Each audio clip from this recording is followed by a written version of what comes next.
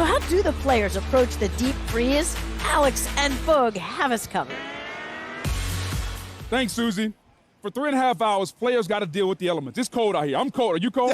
Yes, absolutely. And so, but there's certain things that you have to do, certain things you need to do to make sure you can stay warm and you can function. Let's show the people at home how we do it. No doubt, and you said it. There's a lot of little secrets that you learn and gather over the years. And again, I will say this. There's no substitute for practicing it and playing in this every single day. And so a lot of this I learned from my time in Kansas City, right? And we got out there, and one of the first things that I got was, believe it or not, playing in a wetsuit. A wetsuit? In Kansas City, Missouri. Wow. Right? And what we would end up doing is cutting the sleeves off, because the first time I tried it on, couldn't throw it. I thought there's no way I'm throwing it. I got you. It's way too restricted. And we ended up cutting the sleeves off, ended up looking like something like that. And it ended up being a game changer for me. I went and played, over more than a dozen games. Anytime it dropped down cold, it was something that just gave you such great insulation underneath your padding, gave you a little extra cushion anytime you went down to the cold ground. And it is something I know. I talked to Baker.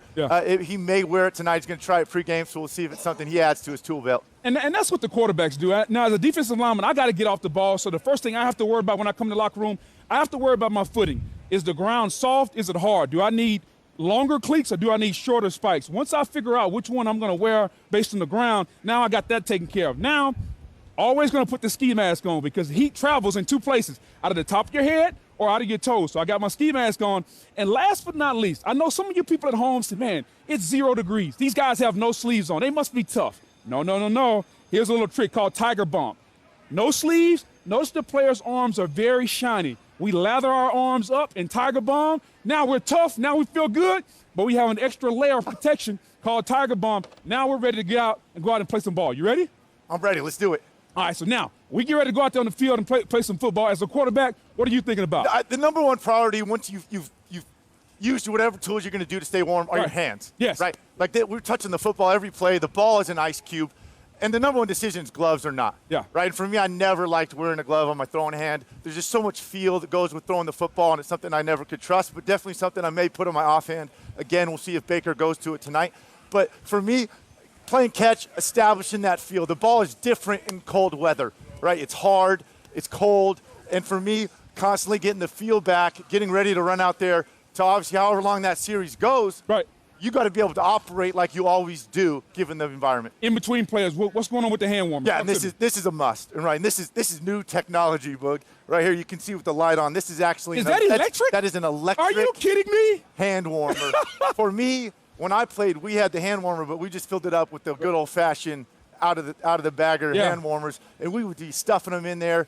The backups, equipment guys all had extras on hand. You'd constantly be refilling it. But this is something you're going to be battling for the 3.5 hours as a quarterback, is constantly keeping your hands warm, because ball handling is such a priority in the elements. Right, now we're coming off the field, and the first thing you're going to do, I see the quarterbacks take their helmet. All the time. Putting in, these guys right here, heater coming out of the bench, getting your helmet on there, because whenever you do get a sudden change, we got to put it back on. Nice warm helmet. It's nice to put on. Right, and then the first thing the quarterback does is find the equipment manager. I'm cold. Let's go. So here comes the equipment manager. Here you go, Alex, get warm. And now we're coming to the bench.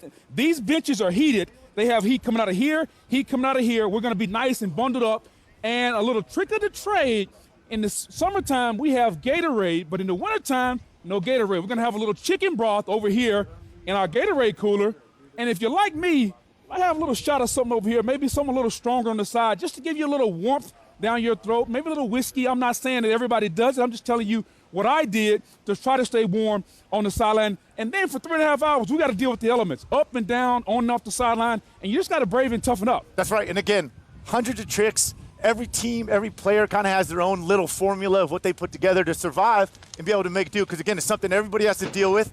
And part of it is again, these kind of tactics, what's best for you as a person and a team to go out there and perform the best. And Susie, I don't know about Alex, but one thing I can tell you, I'm sure glad I don't have to do this anymore, because it is cold out here. Slide over there. Oh, it is cold out here.